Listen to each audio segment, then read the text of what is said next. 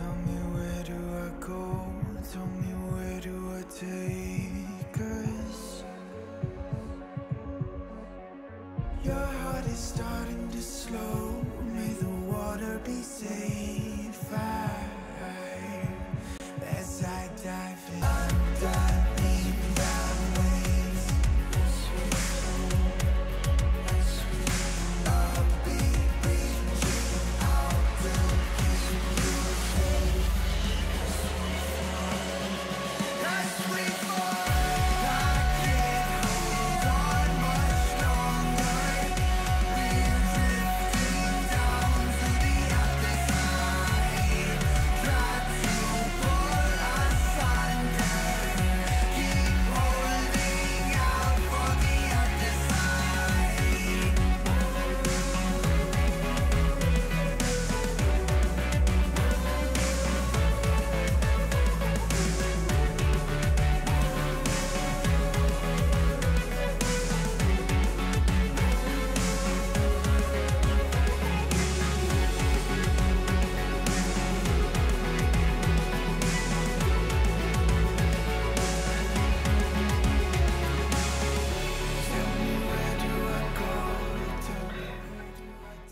Welcome everyone to the 5th match of the Division 1 in Serenity Gaming Wintersplit between SRG Hydra and Hillerød Esport. I'm Kachka and I'm joined today by the Pun Master Kerem. Hello man, how are you doing? The Pun Master, alright, we're already starting to give out titles. I'm doing well, thank you for asking.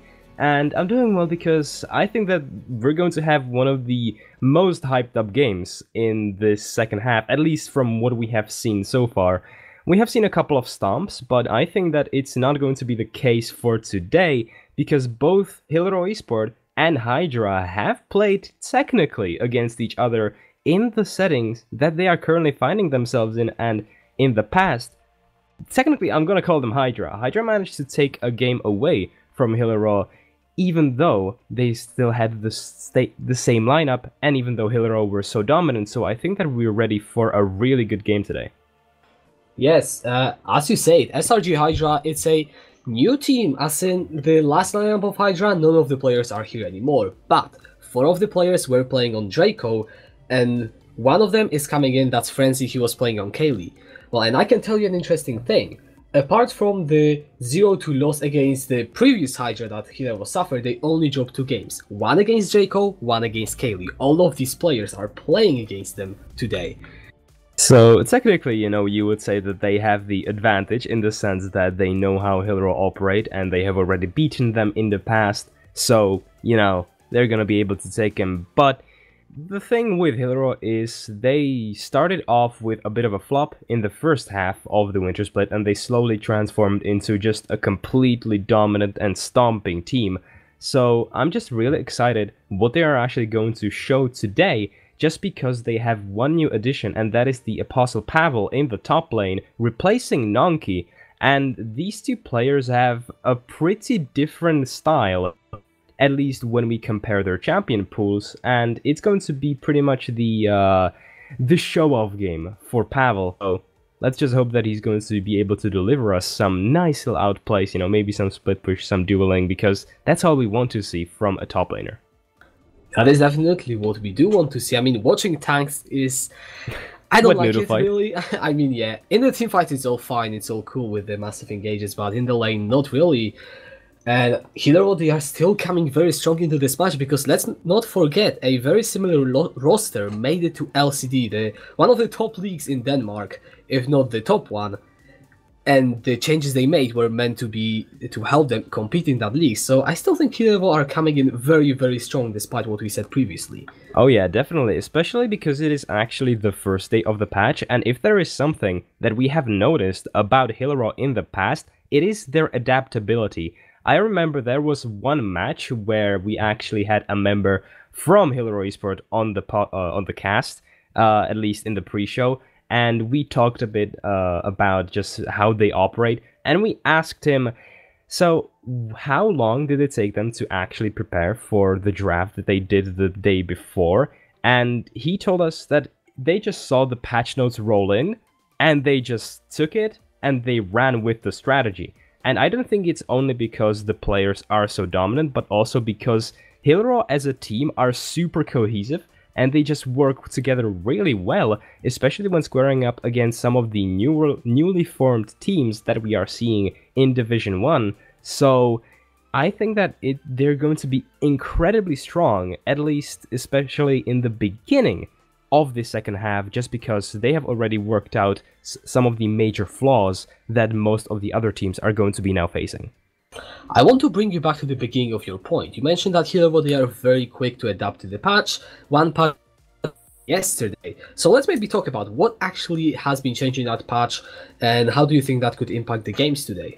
So what I believe that is going to put a really big impact on today's game are a couple of the champion changes. Now, if you guys haven't read the patch notes, there are some relatively mediocre buffs to some AD carries. There is a pretty big change to Ornn, which I think is going to make him pretty strong coming into competitive scene. So there may be a pick being headed over in that direction.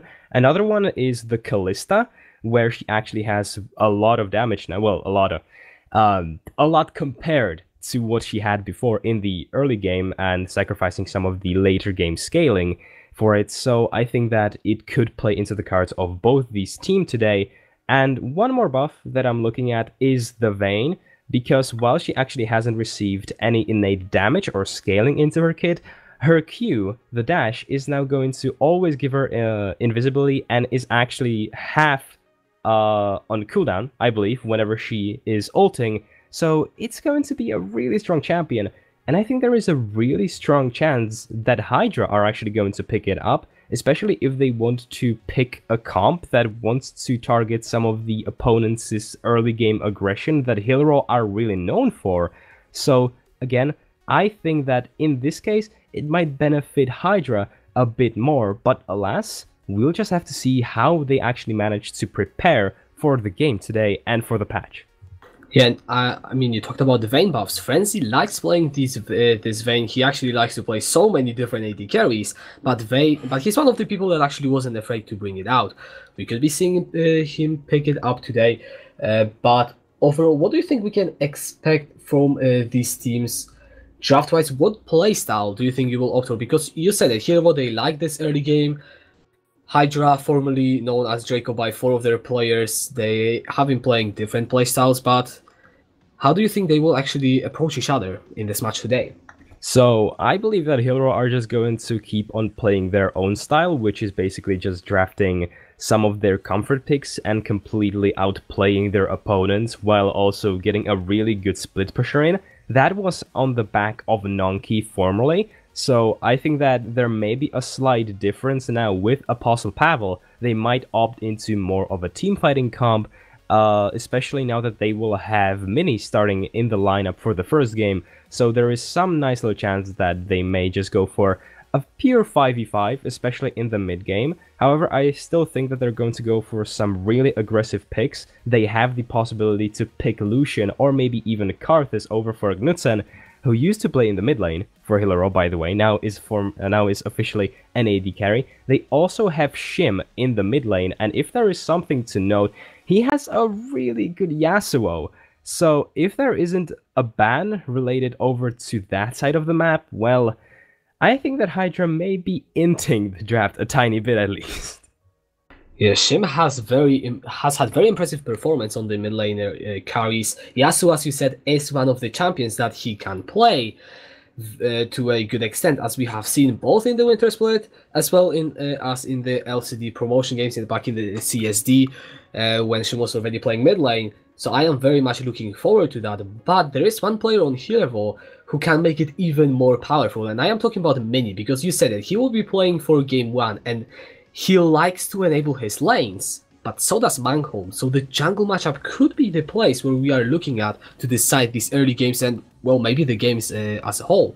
Certainly, if both of these junglers decide to pick themselves some champions that really love to just walk over the lanes rather than their own, some jungle camps, it could sway the tides of power a bit, especially if there are some little mistakes from Hillerød. You have to remember that both these teams are coming off of a break, so, you know, there may be some mistakes here and there. Maybe neither of the teams is really in their stride, at least just yet. So there is a really good possibility for engage heavy junglers to really strike through. However, talking about the junglers, at least on the Hillerød side, there is one specific patch node, at least one point, and that is the upgrade. I'm just going to call it a pure upgrade to Hail of Blades. It is now actually going to be really good on bruisers like the Xin Zhao, and Mini, he loves playing that champion alongside some of the champions that are more focused on just, you know, purely ganking. So I think that can go through in the ban phase that we're going to be entering right now. We are indeed going to Hydra on the blue side, Hillerød on the red side, and we will be just jumping into the bans. Thresh will be the hover ban, and I feel like that is a deserved one because we haven't talked about Tauber on the side of Hillerød, who has been a very strong support on pretty much no matter what you put him on. Oh yeah, talking about the AD carry of Hillerød without mentioning Tauber is like talking about bread without the butter. He is essentially the enabler for whatever kind of leads the bot lane tends to get. Now, the bot lane isn't actually the main focus of Hillerød. They try to focus on mostly mid lane or top lane, where they get those laners ahead and in the end just split push and group on the other side of the map, because they always have the numeral advantage, and then just, you know, take over the game by that means. But looks like no champion is going to be banned from Hillerød Esport, at least for now. I think that might have been a Jax, considering that it flashed just before the timer ran out and then they didn't lock it in quite. However, Hydra, they just banned the Lucian. We know that, we see that, and Lucian has been such a strong early game ADC for many weeks now, before even the preseason. It's interesting to see Hydra ban it. That suggests that they maybe want to go for more of the mid to late game oriented compositions. Certainly, and it just means that they are really scared of this aggressive bot lane that Hillerød can poise. Now, I was expecting a bit more focus over to mid lane because Shim's Yasuo is actually open now. Now, it may mean that Van Berg can decide to pick it up himself. I believe that he does have a couple of games on it, so maybe, you know, maybe he's going to use the first pick over to lock himself that comfort pick.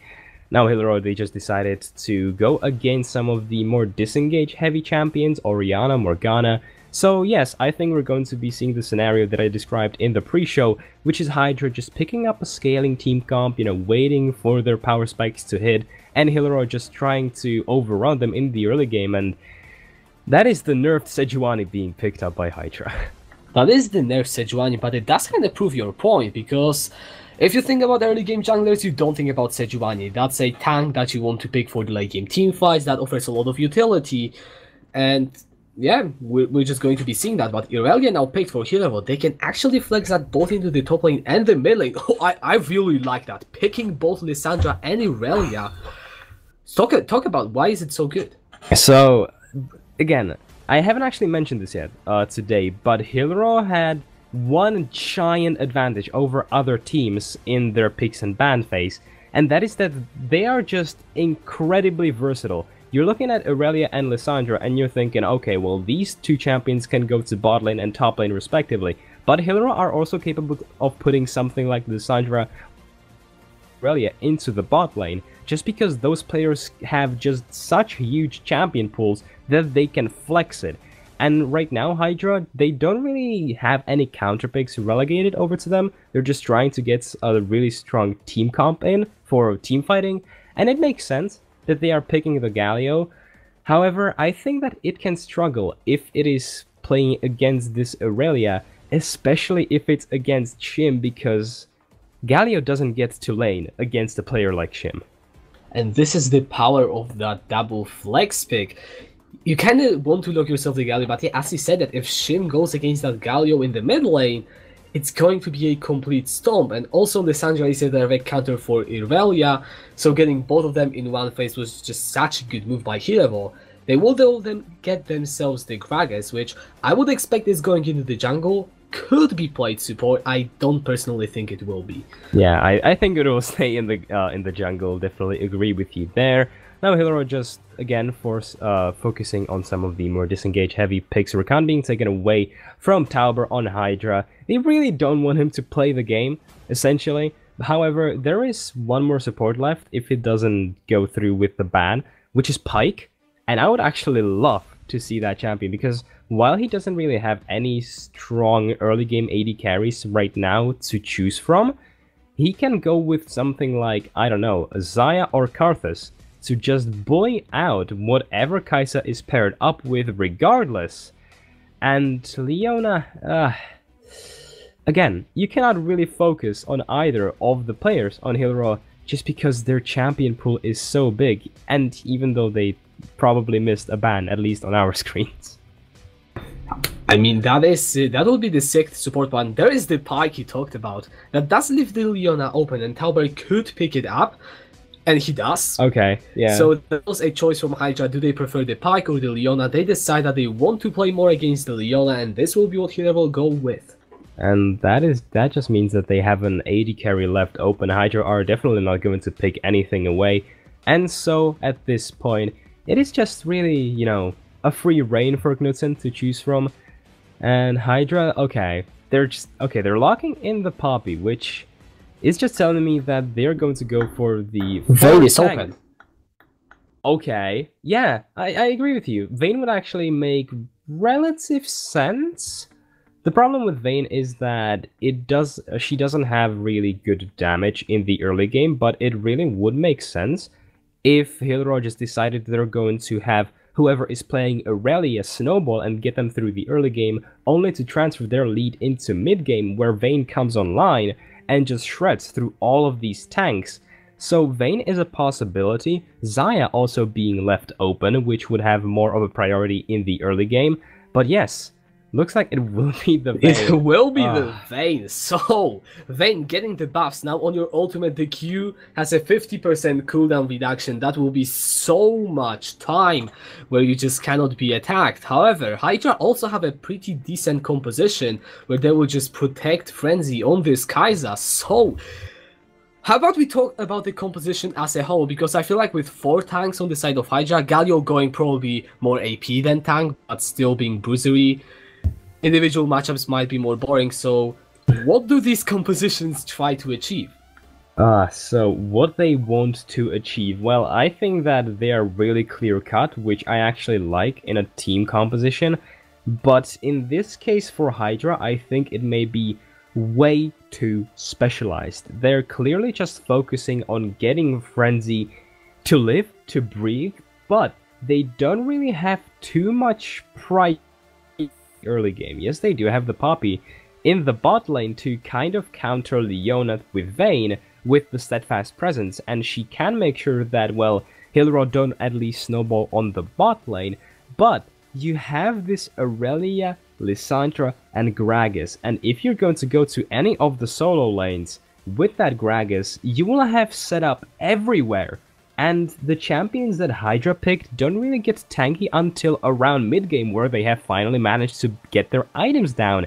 So it is going to be incredibly easy for Hillerød to actually snowball in the early game with the help of Mini and the solo laners. So unless Hydra can make sure to completely shut any gank down with a counter gank of their own, it's going to be a really, really difficult game for them to play out.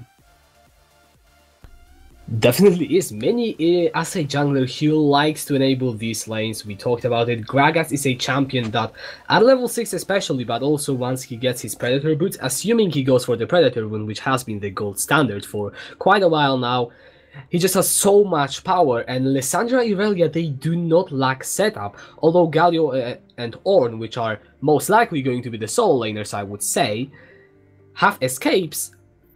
It is still very, very possible to just catch them out, get the kills, get the Aurelia or Lissandra rolling, and then just hand it over to the hands of Knudsen in the mid-game to, in the late mid-game to just carry away the late game.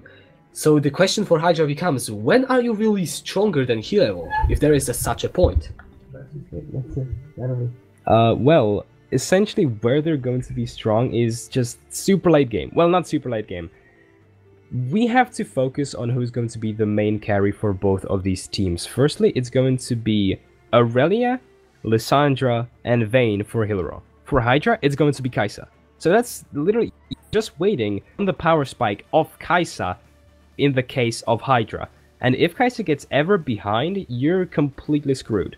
So Kai'Sa spikes around 3 items, which is around the similar time of Vayne, even though Vayne is going to be stronger in the late game. So for Hydra, they're aiming to just survive until around 30 minutes, because that is where Frenzy is going to be able to actually do some damage. Hillerød, they can do anything. They have good setup in the early game, they have good guarantee for the late game, and I have to just say this once again, Hillerød have won the draft. I don't like just saying who won the draft because it isn't black and white, it's always different shades of grey, but in this case I really think that it's going to be Hillerød's game just based on these champion picks. Alright then, well, we'll have to talk about how Hydra can win this game, because, well, every game is winnable, even if you lose the draft, even if it looks as if you will struggle so much against the kind of composition that Hillerød are putting out. But when I'm looking at Hydra, I could potentially see the Sejuani, if she's in the jungle, just trying to snowball either the Kai'Sa or the Galio, because let's face it, Leona doesn't really have too many escapes. Vayne only has her Temple, so a potential snowball in the bot lane is not out of the cards. Oh yeah, I do not really like hypotheticals, however, there is a really good possibility of a 4-man gank on the bot lane from Hydra. They can move the Sejuani who jumps in, and you will have Galio delivering on the promise of being the hero of Demacia. I think that's his lore, whatever. And yeah, I think it is. Yeah, and they can get a lot of crowd control down to just burst this squishy Vayne, and that is possible, but eyes on really good communication, and I think that, you know, if Hydra are capable of displaying that, then it's going to be really good for them. But alas, I really am not sure about this kind of composition. Maybe if Sejuani roams around with Galio and tries to give him a couple of kills against this Lissandra, well, it can be a different story. If you've ever seen a fed Galio who is building pure AP, that is one terrifying champion, and that can also be a possible route for Hydra to snowball through. Alright guys, well, I have a hell of a news for you, because the teams have now completed the draft in the client. We're waiting for the spectator delay, and it turns out that it's Ornn the jungle and Sejuani top lane. Do you know how this will work? Because it's the first time I see it. I'm excited to see what Ornn will bring, especially with the changes to him. It might make him more viable jungle, same to the Sejuani and top lane. But how does it really stack up against what Hydra and Hillerød have already? So what I'm actually looking at from Munkholm is still the possibility of a 4-man gank in the bot lane. While Sejuani has a lot of setup on her own, when you just pair Ornn and Sejuani, it's gonna be like 2 wet noodles just trying to smack someone in the face with. So they won't have enough damage to combat Aurelia in the top lane, but in the bot lane, Ornn now has a changed ultimate where the slow actually scales with how long the goat, is it the goat? It's most likely goat travels. So if he, say, casts it over a wall where they can't really react to it, and Poppy jumps in with the steadfast presence to block their escape, there is actually a really good chance that they can get some burst damage down. So it makes sense from Hydra to actually pick this Ornn jungle. I know it sounds crazy, but there is a really big possibility of them being able to achieve something, especially around this bot lane. But I'm just scared for Sejuani, because putting Sejuani against Aurelia just sounds completely terrifying. It does. I mean, Aurelia is a lane bully, she can bully pretty much anything, and Sejuani, one of the reasons why she is most typically a jungler is because she doesn't really do that great in a 1v1. You can play her. It is viable in some matchups, but Apostle Pavel, he is going to have a lot of room on that champion to just get ahead. And I I am really jealous of the position Mini is in, because if you actually look at the map, he can choose what lane he decides to snowball. I guess getting Knudsen on that Vayne in the bot lane could be slightly difficult, considering you have that steadfast presence from Poppy, but it is still not impossible. And we're going to have to see where he decides to make his mark on the game, which lane he decides is the most important for him to get ahead, and how Hillerød will try to snowball, or as the case might be, just let Knudsen on the Vayne take over the late game. I really think that it's going to be the story of Mini just running around top lane and wreaking havoc over on Braveheart, because while Sejuani does have one dash, it may not be enough to just completely shut down two of these barreling champions, that's a pun, running over at this poor lady on a boar. Because, okay, I want to talk about why they may have chosen Sejuani on top. Because she got actually changed a bit in the patch notes, and she is now less tanky, provides less utility, and has more damage. I do not think that it warrants her being put over to top lane, definitely not, but in the late game, you know, we could technically see an AP Sejuani, I don't know, just it's a possibility. We could also just be seeing this all bonus damage is being used for the trades, pretty much the same way we see Cyan in the top lane with his base damage to take his part in the matchups. We could be seeing Sejuani just bring out some surprising damage, and the important thing is that with these patch notes, the patch literally came out yesterday. I don't think many people are expecting Sejuani to deal all that bonus damage. It could catch Apostle Pavel off guard if he doesn't watch himself, and could lead to Hydra just getting some of the leads purely because Sejuani got reworked. No one expects the damage. Braveheart knows how to use it. Certainly, maybe he knows how to use it. Maybe he is a connoisseur of playing Sejuani in the top lane. I am not sure if I've actually ever heard of someone maining Sejuani over there. Then again, I hadn't heard of someone maining a Twitch support until I come over to SRG, so, you know, I may be surprised here for a bit. That pick kind of works, but okay. It doesn't, okay. Sejuani kind of does. She does work in the mid to late game, where she is, you know, going to be actually useful in the team fighting scenario. And when the lineup of Hydra get together, they are really, really powerful. The problem is, they need to get out of those lanes as early as they can, and that is when Frenzy starts to pick up a couple of his items, because until then, they won't have damage. In the early game, they completely lack any sort of consistent damage, or even burst damage. Well, they will have at least some damage coming from Vanborg, but it's not going to be enough to completely delete the entire lineup of Hillerød. So, again, as soon as Frenzy hits a couple of items, Hydra can start to do something.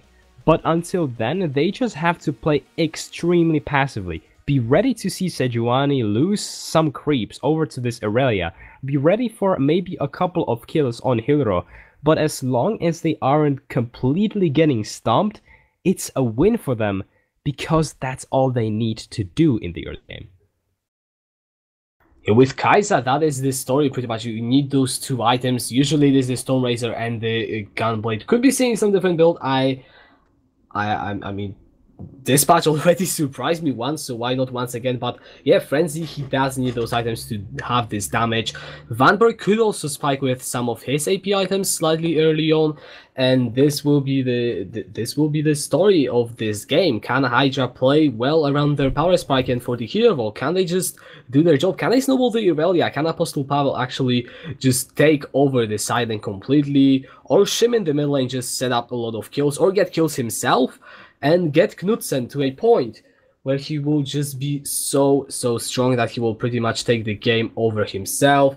Guys, we are just a few more seconds away from getting into the game. I'm pretty sure the stream us are just loading in right now, so can we get some hype in the chat? Do you think that Hydra is going to win, or do you think that Hillerød is going to win? And let us know. We will be going into the game in just a few seconds. Hopefully. Maybe we're going to get some really nice after patch bugs from Riot's side, because please no. That's what they like to do. It's the first game of the season, so you know, you never know what Riot has prepared for us. It just hates us. They just hate amateur casting and streams. So, you know, We're kind of just... We're like the plebeians of League of Legends scene, essentially. Well, looks like we are going into the game, but it will be a pause since Jungle DC coming in from Hillerød. Looks like many didn't really get into the game yet, so we will be going in just a few minutes. And that is a bit unfortunate. And you get some more time just listening to us talk about the game that hasn't even started. That's lovely. So, speaking of the early game, because again, that is what we're going to be immediately, there is a really big possibility for Vanborg to make his build a bit extraordinary, and that is picking up Luden's Echo. Okay, I know that it's not the most meta build on Galio, because you tend to pick now something like the Hextech Protobelt or the Rod of Ages, but picking up Luden's Echo would make sense in his case, just because he wants to get at least some of the AP damage in early, because if they don't get any damage, they're going to have an even harder time playing against this Hillerød lineup. So if you're going to see Galio building a lot of damage, don't be surprised, don't be fooled, it's most likely going to work out. Hopefully, as neither of the teams is looking to invade, at least at this point. Yeah, they are not looking to invade. We are finally going to game, this time for real. Standard cover, mid laners facing off. Just look at the tension right now. Vanborg against Shim. Look at these moves. None of them will commit. Oh, Shim actually does miss it. Okay. An auto-attack advantage for Shim in that trade. So the mid laners just keep the same amount of mana. Okay, that was an interesting face-off. You know, some nice little Wild West. And well, I think that it makes sense that neither of these teams are going for an early invade, at least right now, because while you do have the possibility for a quick little hard CC from the side of Poppy, you don't really have the damage. Again, at least from Hydra, I really doubt that they would be able to actually blow someone up with the composition that they are running, so it just makes sense. They'll be heading over to their lanes really soon, and I am looking forward to seeing Munkholm's jungle pathing, because it's going to be really important to see where he actually goes. I mentioned that he's likely going to be playing around the bottom side of the map as soon as Vanborg gets his ultimate, but before then, he's going to be really terrified of Mini, because while Gragas doesn't have too much damage early on, he can still win a duel versus an Ornn. So that is going to be something to look out for, as this beefy Gragas just runs to bot lane immediately. Yeah, Mini is looking for some level 1 gank right there. He is moving Frenzy. He is in a bit of a pickle right now. Will have to burn his flash. The Barrel just getting in some damage. That is an early summoner forced from Hydra's bot lane by Mini. And really smart from Hillerød to just start off this way. It will mean that Munkholm will get at least some pressure in this jungle to get himself a bit more ahead, but... Mini is going for a return gank in the bot lane simultaneously with a trade in the bot side. Bot lane, the flash away from Joker, and the kill is down. Fredman goes actually in the top lane, and the ignite from Tower will finish off Frenzy. Hillerød in the second minute going with the 2 kills. The early advantages are there. And I was expecting Hillerød to snowball in the early game, but they are just doing it with style already. Style and poise, elegance. A kill went down in the top lane and also in the bot lane, and just shows you how creative of a team Hillerød really are. Because, well, going for a return gank on level 2 isn't something that you really expect, even in competitive scenes such as this tournament. That is a great play from Mini. Unexpected, gets the job done. Right now, though, Munkholm, he does have to burn the flash over the wall, because there was a 3-man collapse incoming. But I just want to talk about this solo kill in the top lane, because, well, Nonky is no longer the top laner, but seems like nothing has changed with the post battle. You still have that top lane dominance from Hillerød. Well, something has kind of changed, because whenever we saw Hillerød playing with Nonky, there weren't too many early game kills. It was mostly just him not collapsing and getting a couple of kills if the enemy jungler came around. Apostle Pavel now on an aggressive pick, so it's good to see that those plays, but the level 2 gank for Mini is now kind of backfiring on him, because he is behind in terms of jungle camps compared to Ornn, and this is going to be really important come later, because as soon as Ornn hits level 6, he's going to start being actually useful. So it's going to be important to see when both of these junglers hit their level 6, but Mini may not be waiting for that level 6 as he's just sitting in this brush. He is trying to go on to Braveheart, but he will just dash away to safety in the bot lane. There is a bit of a fight. The dash from tower will be interrupted by the steadfast presence. Jokerin does not find the heroic charge into the wall, and tower will just get to live. Now top lane Braveheart does get stunned with the flawless duet and loses half of his HP. That's not the permafrost, but will have to disengage. And Apostle Pavel on the Serenity, just so much damage coming through. And that is a lot of damage, however... Oh, Tauber tries to Hex Flash over the wall, cannot get it in time. Frenzy will get the kill. Unfortunate, he did burn his flash in the ensuing chaos that was the first 2 minutes of the game, so makes sense. I don't, they're going on Knudsen. Jokerin just goes in, pops down the Hammer Shock, has to get out. The minion wave is not in their favor. You definitely do not want to fight 10 creeps on top of a Vayne. And that is the end of the fighting in the bot lane, or is it? Mini goes down with the Predator, but he will get spotted and will be forced to go back. Yeah, he will just scare them off, at least for now, to make sure that they don't go over on Knudsen. And for now, the situation relaxes, at least for a bit, as Apostle Pavel did go back to pick up a Tiamat, which isn't the best if you're Sejuani, because now he's going to be able to push you down under your turret time and time again. And I would say that it is actually relatively difficult for Sejuani to farm under her turret with the usage of her abilities on top of her auto attack. The Ocean Dragon, however, will come in early for the side of Hillerød, and I always like the Ocean Drake picked up early because it just gives you so much sustain in the lane. When you're something like Lissandra, you want to have that mana. It will benefit everyone, but there are just certain champions who do so well with that bonus mana and health regen in the laning phase.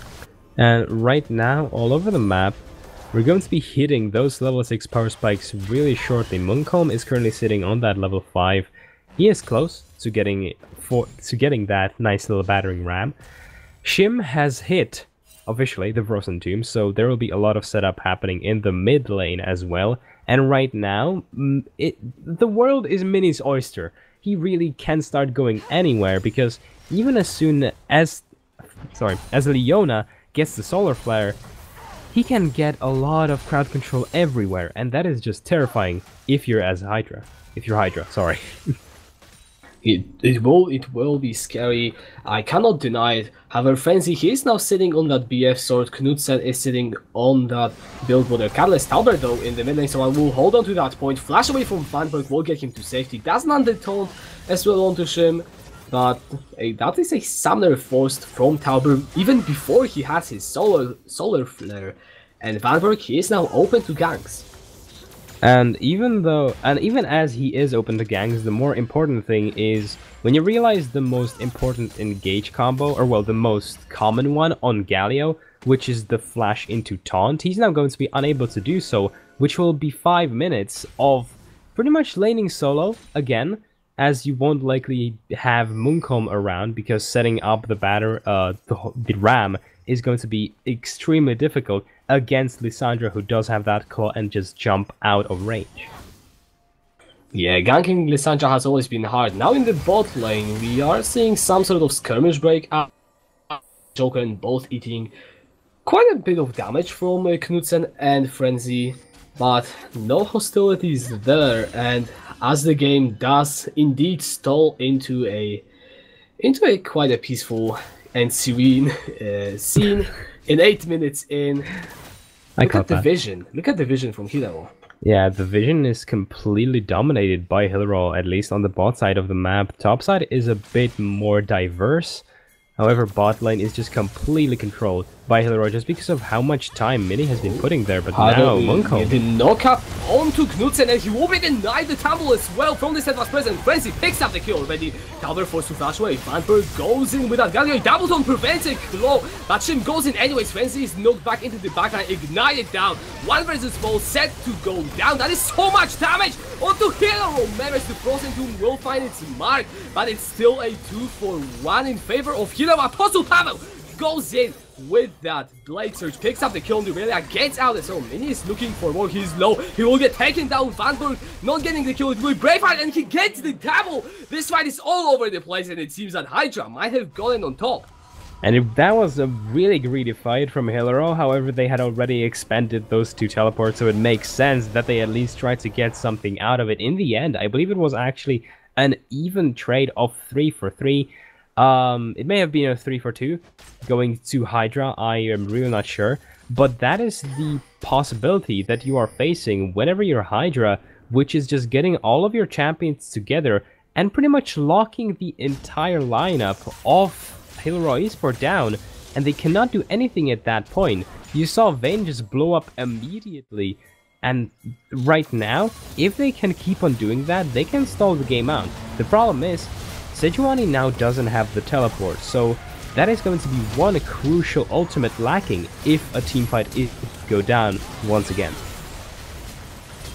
Coming back to that teamfight though, that was so all over the place. Even though, as you said, Knudsen has been blown up immediately, the sheer presence of Shim, Mini and Apostle Pavel, just with their ultimates doing so much work. Mini just got fancy into the backline. So Hillerød, they have ways to fight back, and even though Hydra just narrowly won that fight, I believe in the end, it wasn't as clear-cut as you would want it to be. It really wasn't that clear-cut, but it's important that they still have this amount of damage in the early game and that they can utilize it properly, because now you have 3 kills on Aurelia, who is also almost 50 creeps ahead of her lane opponent, which is just terrifying. You also have Vayne, who is just allowed to scale, and Lysandra, who has finished the Proto Belt, so this is going to be a really terrifying squad that you're going to be facing if you're playing against Hillerød. So it's important that they utilize their lockdown properly. And the Dragon has been started. Here goes the Ornhorn into the backline. Does the stand only on one person. That is a double solar for coming in from power. Getting the stand on the crucial members to send in the backline still untouched. It's a 1-for-1 trade as many falls, but Frenzy is very, very low. Shim will finally take him down. A 2-for-2. This fight just refuses to go into anyone's favor. Vanberg running low though. Will mean that Hero will finally get the initiative. Braveheart on Sejuani running low. Shim goes in for the double. Vanberg with the turn onto 2 people. Tower finally falls down. Now Manko trying to get out. The last member of Hydra will finally fall. And this fight goes into the hands of Hillerød. In the end, it just goes to Hillerød. However, I want to point out how important and crucial Jokeran was in that fight. His steadfast presence countering about 5 dashes, I think I counted in that fight alone. So just think of how terribly that fight could have gone for Hydra. Even though it's relatively bad for them, it's not the worst of outcomes, because at least now you have 2 kills on Kai'Sa, and we mentioned that as soon as she can get her power spike, the better. She's going to be spiking earlier than Vayne, and well, if she's now on a good way to do so, that is just going to allow Hydra to move over into mid game where they can just team fight, which is a really good sign for them. Yeah, we're bound to see more of these chaotic fights. I'm looking forward to them, but Hillerød, they will just decide to start once again this Dragon. Hydra, they are committing 3 members into the top side, so no contest coming in right now as Braveheart and Apostle Pavel, they are trading. The Permafrost will land, and here goes the hero's entrance. We'll find the knockup. Manhold comes in, and the kill will go down to Vanberg, traded for the Dragon. And it is a good kill going over to Vanberg. He has picked up that Proto Belt, so depending on what he decides to build next, he does have the cloth armor, so the more damaging item from the choice there would be the Zonias. However, I'm not sure if you really want to trade a kill for an Ocean Drake. Look at the bot lane, because we have a fight 1v1 on the AD carries. Knudsen does not find a stand into the wall, but it will still be enough. He goes on a rampage, solo killing Frenzy. And there is a reason that people pick Vayne into Kai'Sa. You cannot really auto-attack her, and you cannot actually dash onto her if you cannot see her.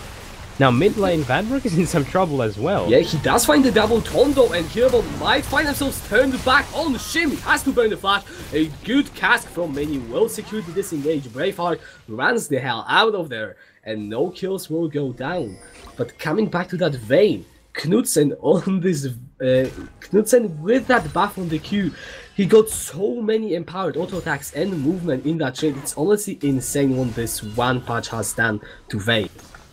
Indeed, and he has picked that Blade of the Ruined King already, which, if you don't manage to shut Vayne down, you know that it's going to be a really tough match ahead of you, as she just will definitely outscale you, even though you have 4 tanks in your lineup.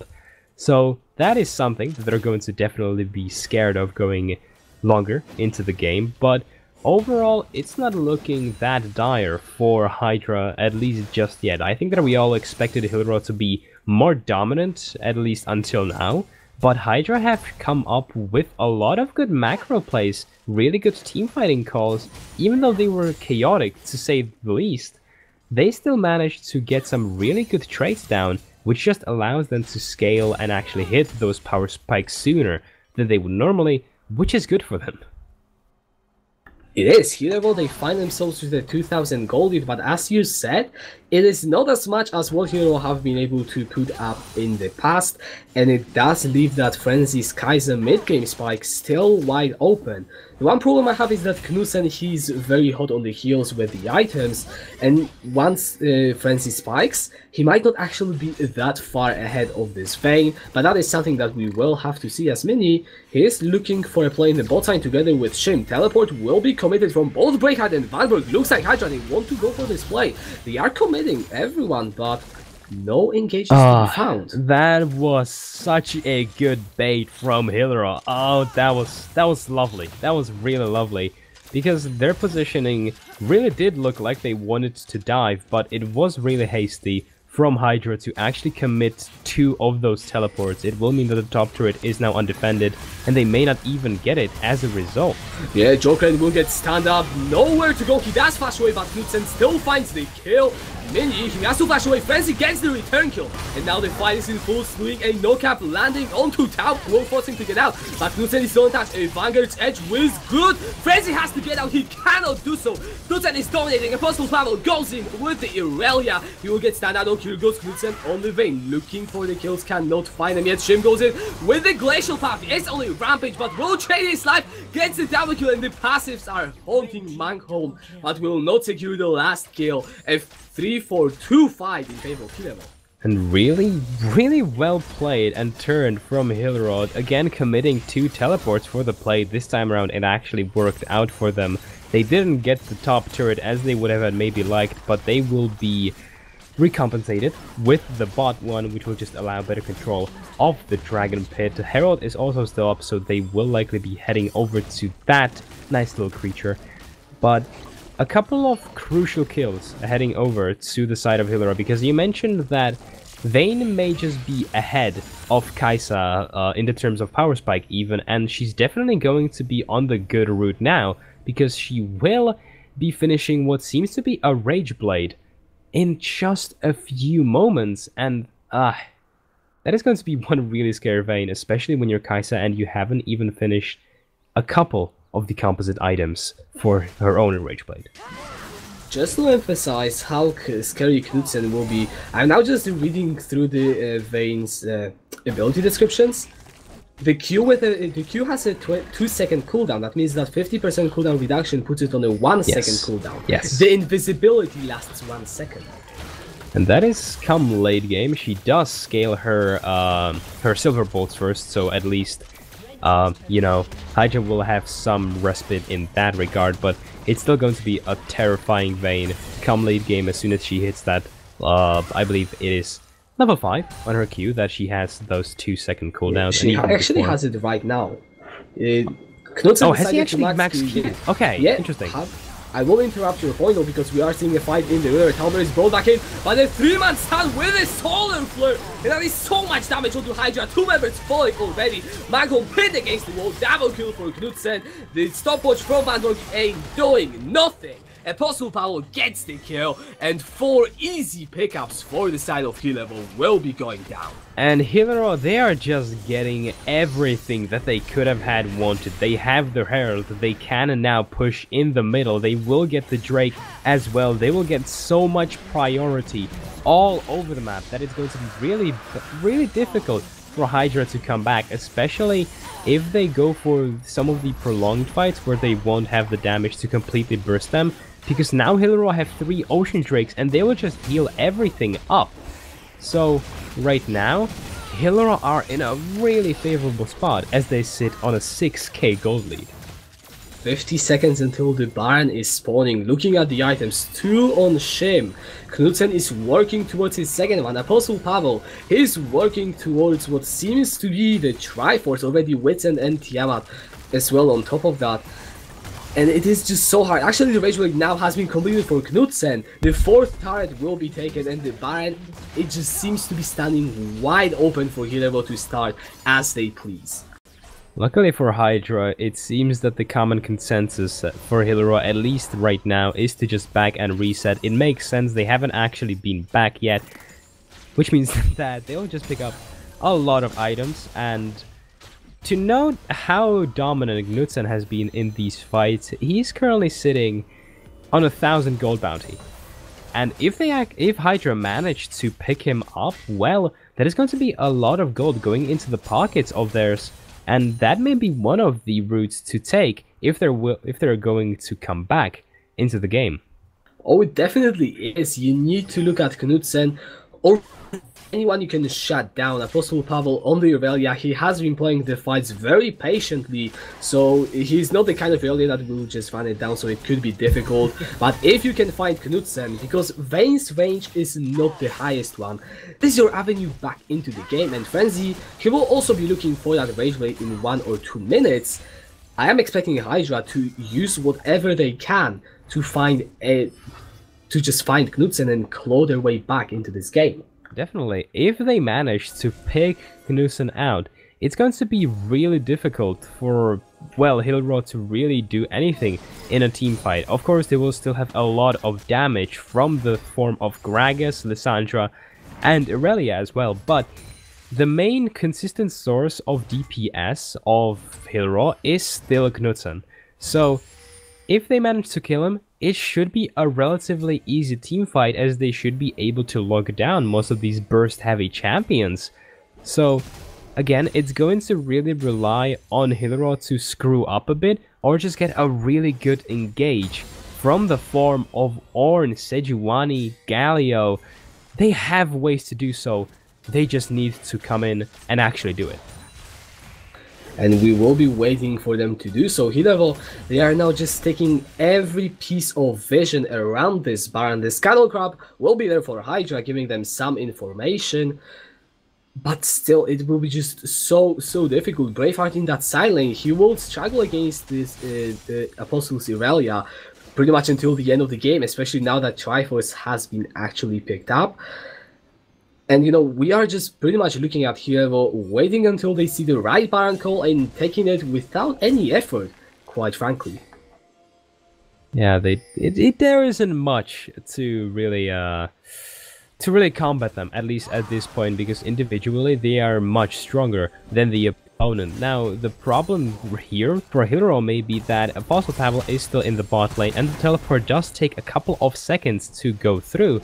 So there is a clear-cut window of opportunity that Hydra can take to just try to win the team fight immediately, because if they manage to engage 5v anything less than 5, they can blow up people with the Galio. Okay, that is such a great bait from Hillerød, but can he get out? No, he cannot. The Keeper's Verdict will not be enough. Jokeran gets stand up by the Solar Flare, and Hillerød, they are looking for more. The Pop is trying to run away, but Shim will get the kill. And with these 2 picks, Hillerød, they are turning back for the Baron. Well, that's the caster's curse, isn't it? I mentioned that they had to find leads on their own. They have to find fights on their own, but it is just so difficult when you just do not have any vision in your own jungle. Look at the vision coverage on both sides of the map. It's purely Hillerød. There is one sad control ward in the bot side of the map, but nothing that Hydra can do, at least right now, to match the amount of wards, and that is just a really easy Baron heading over into the hands of Hillerød. And now with the Baron, the question of the siege comes in, because if I think about wave clear for the side of Hydra, really only Vanberg stands out to me. He has got AP on this galley, so it will be good. Right now, Hillerød looking to pick up the Infernal, and the question is, can Hydra even stop them from breaking open, can Hydra stop Hillerød from breaking open their base? Well, if right now Hillerød group, there should be no way for Hydra to, try to contest them, as Fane is sitting on 3 items, so she will have now the capability to do some nice little kiting. And let me just check real quick. Yes, Knudsen officially in both his Q and his W, so he's just going to be absolutely terrifying in a team fight. So it may seem over for Hydra, but you have to realize it's still going to be Knudsen as the main damage source for Hillerød, so they really need to find that pick on him. And the turrets are still going to deal a lot of damage after the pre-season changes, so maybe if they can find a really good way to engage under their own turret, there is a possibility of winning that team fight, which they can snowball from. Right now we are just waiting for Hillerød to make the move. They are setting up across all 3 lanes. The top laners will just do the top laner things in the bot lane, but the 4-man stack of Hillerød easily secures that mid lane tower. Keeper's Verdict does not find its mark, and the inhibitor itself is now under the siege. What can Hydra do? Well, right now they need Braveheart over there. And they have him right here, and they are looking for that fight. Teleport is coming in though from Apostle Pavel. Jokerin is dropping down so very low. She is buying so much time, and the damage is pouring through for Hillerød. Double kill for Apostle Pavel. Knudsen flashes forward, gets frenzy. The Zonias from Vanberg will buy more time, but there's nothing to be bought. Triple kill for Knudsen, a full ace for nothing. The inhibitor in the mid lane has been broken, and that is the ace. That is the game 1 going in for Hillerød over Hydra. That was a really clean teamfight to end this game on, and I have to criticize Hydra for keeping Braveheart in the bot lane. If he had made his way over to the mid lane to contribute to the team fight earlier on when the tower was still standing, instead of trying to 1v1 Irelia, it could have had to turn differently, but alas, it is still going to be a really impressive victory for Hillerød Esport. And I think that the main change that Hydra can do from game 1 to game 2 is to pick a different team composition, where they don't put all of their attention on Frenzy, but try to secure some champions in mid lane and top lane with which they can come through with some of the early game snowballs. I am hoping to see a Bruiser in the hands of Braveheart. I am hoping for something aggressive from Vanberg. Even a mage would be amazing, and I'm just hoping that the second game is going to go better for them, because there have been some good high points, but some really low points as well for them. Yeah, that is what we are looking at. Can Hydra use the things that went well for them in order to get a victory in game 2, or will Hillerød just prove their dominance and close out the series 2-0? We'll see you in just a few minutes after the break.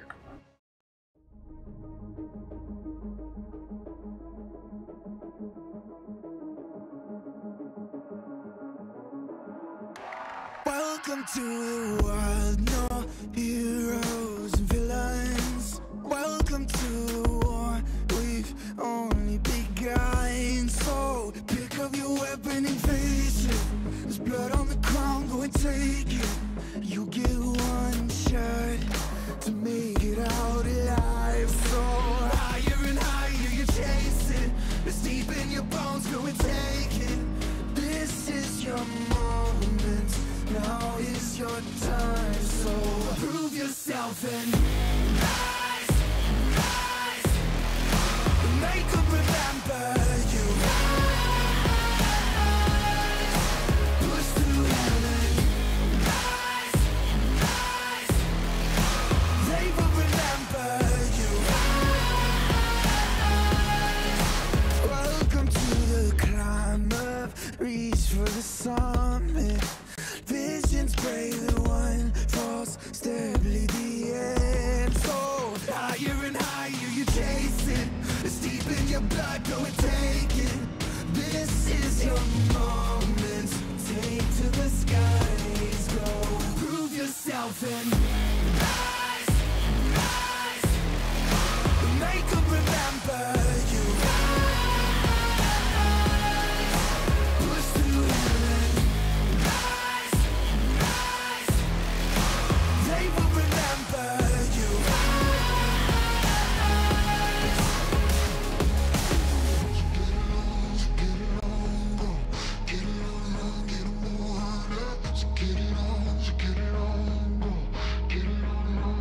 It is you fight among the dead beneath the dirt. Or do you know yet? Or do you want it? And when the giants call to ask you what you're worth, or do you know yet? We don't die. Prove yourself and rise, rise. Make them remember you. Push through heaven. Rise, rise. They will remember you. Prove yourself and rise, rise. Pick up your weapon and face it. Rise. They get taken deep in your blood, you can take it. You can chase it.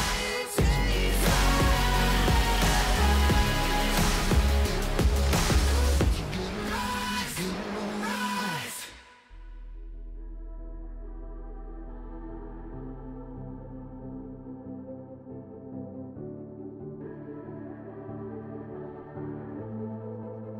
Legends never die when the world is calling you. Can you hear them screaming out your name? Legends never die, they become a part of you. Every time you bleed for reaching greatness, relentless, you survive. They never lose hope when everything's cold and the fighting's near. It's deep in their bones, they'll rot into smoke when the fire is fierce. Oh, pick yourself up, 'cause legends never die when the world is calling you. Can you hear them screaming out your name? Legends never die, they become a part of you. Every time you bleed for reaching greatness, legends never die. They're written down in eternity, but you'll never see the price it costs. The scars collected all their lives. When everything's lost, they pick up their hearts and avenge defeat. Before it all starts, they suffer through harm just to touch a dream. Oh, pick yourself up, 'cause legends never die when the world is calling you. Can you hear them screaming out your name? Legends never die, they become a part of you. Every time you bleed for reaching greatness, legends never die. When the world is calling out your name, begging you to fight.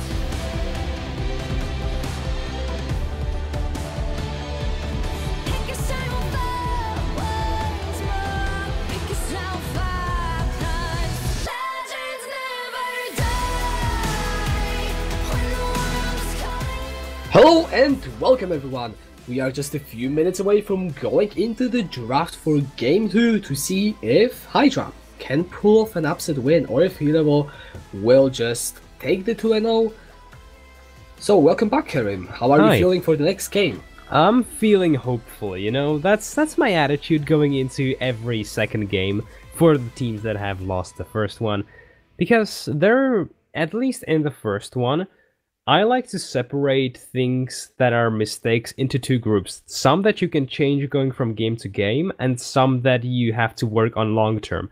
And the mistakes that we saw from Hydra was purely in the draft phase. In the game itself, they had good communication, at least from what it seemed like, to execute good plays, but they were just lacking the composition to withstand the pure aggression of Hillerød, which I think can change going into the second draft. So, you know, all cards are still open for Hydra's sake.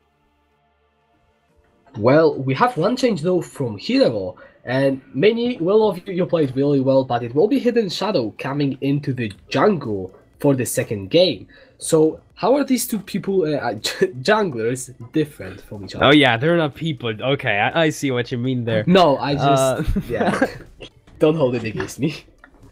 Okay, so the difference between Mini and Hidden Shadow in the jungle is that Mini likes to play around his lanes in the sense that, you know, he actually jumps around from lane to lane and tries to get them ahead. We saw that in the first game when he went for a return gank on level 2 with his Gragas, and before that he just went immediately from blue buff over there, so that is his style. He likes to get his lanes ahead, whereas Hidden Shadow, he draws resources rather than spreads them out. He loves playing champions such as Kindred, such as Graves. I believe that he's played that at least once or twice. He does have some more unorthodox pick that he has been practicing, such as the Echo. So, you know, all options are open for him. So we're going to see a difference in Hillerød's draft, where they may have open more focus on bot lane and jungle, rather than putting Apostle Pavel onto something like that Aurelia, and instead putting him onto a tank. Or we may see squishy team comp completely with Apostle Pavel again on something like the Aurelia, Shim again on something oppressive and aggressive, maybe Yasuo, Hidden Shadow on a carry jungler, and Knudsen on, yet again, a strong hyper carry. All options, again, are open for Hillerød. It's just up for them to take them, depending on how confident they are feeling right now. And they have to feel pretty damn confident. I guess there were some fights in the early game which Hydra looked like they could take, one fight which they actually won. But overall, Hillerød, very clean game 1, and coming into game 2 with a game advantage is always a nice feeling, because you know that even if you screw up completely, you still have one more game. And it just allows you to explore your teams. Like, I'm interested to see if Hillerød will take that opportunity to try something new, something that they maybe wouldn't put out in game 1 or 3. And we are now just getting the lanes, the teams are just getting ready, so we will see in just a matter of a few seconds. Yeah, we'll see in just a short bit. I am really excited to see what Hydra are going to show us, because I think that if they are going to move on from the draft in first game in any way, it's going to be allowing more players on their team to show what they can do. So we could see more aggressive picks mid lane or top lane, depending on which of the players is more comfortable there. Munkholm could also be allowed to go back to his own style and play something like the carry jungler, like that Nocturne that he is mostly known for. So again, I really just hope that Hydra differentiate their draft, because if they go with the same treatment that they gave themselves in the first one, it was doomed from the start. Just because Hillerød are so good at playing around the map, they had the teleports to match Hydra's macro play, and they just got the damage earlier than Hydra could, just because they had the winning lanes. So Hydra really needs to step up in that regard in the draft, and they just have to hope that they don't get completely outdrafted by Vand. Yeah, that is what we are looking at. I mean, the coach for Hydra is Mongilo though, and he has been playing in Hillerød, so that is not something we actually touched upon. And it could be an interesting thing, because Mongilo knows how the Hillerød likes to play. He has been playing in the team. He actually he has been coached by Van, so that could give Hydra some advantage. We didn't see the thing they tried to go for in game 1 pay off, but maybe they have something else up their sleeve that they will want to show us in game 2. So we're all up for that. We're all up to see how these teams want to improvise. How do they want to change when something just backfires as much as the game 1 in case of Hydra? Certainly, and you mentioned that Mongilo was actually being coached by Van, and it's going to be even more important in the second draft, because what we saw in the first one was that Hillerød drafted really similarly to how they do usually. There weren't too many innovations, quote unquote, because, you know, their style of gameplay is really extravagant, really unorthodox, but on Hillerød standards, it was pretty standard. So they may have an idea of what they want to avoid now that they got the splash of cold water in their faces. So, you know, there may be a good advantage, but if it didn't work in the first one, I am not quite sure if it's going to be any better in the second one. But again, you know, everything is possible. Everything definitely is. I feel like the teams are now getting ready, or maybe just one person is missing. Let me actually just have a look. Yeah, and by the way, can you stop convincing people to try out Tristana or Twitch support in the Twitch chat? Come on, no, that's just rude. It's fun. Those are some fun picks. Do you know what fun means? No, I actually don't. But regardless, you probably shouldn't pick those. Nah, don't. Honestly, please, guys. If you lose your promos, I'm not accountable. It's your own responsibility. I only played in normals, so should you probably, if you actually feel like this idea is not completely, I don't want to use any bad words, completely stupid. Yes, it actually is. I agree with you for once. So we can reflect on the game 1 as we are waiting for the players to get back onto their PC gaming epic rigs. I want to talk about how Knudsen played, because he is formerly a mid laner, and he swapped over with Shim at the end of the first split. It was unofficial, but, you know, they just kind of swapped all over the place. Sometimes Shim played mid, sometimes he played AD carry. Now Knudsen is officially the AD carry, and I think it's just remarkable to see someone who hasn't until recently been officially playing in that role play so well, especially on something so difficult to pull off like that Vayne. It just really tells you how good of a player that is. It definitely does. The teams are now finally getting ready, so hopefully we finally will get some drafting done. And looks like we are going into the bans. Wonderful. The first ban, Morgana, the same thing as in game 1. Here we're just removing that one from Jolkren, since, well, he does play Morgana, it's pretty good. And there is the Kindred. Hidden Shadow is in the game, just no Kindred.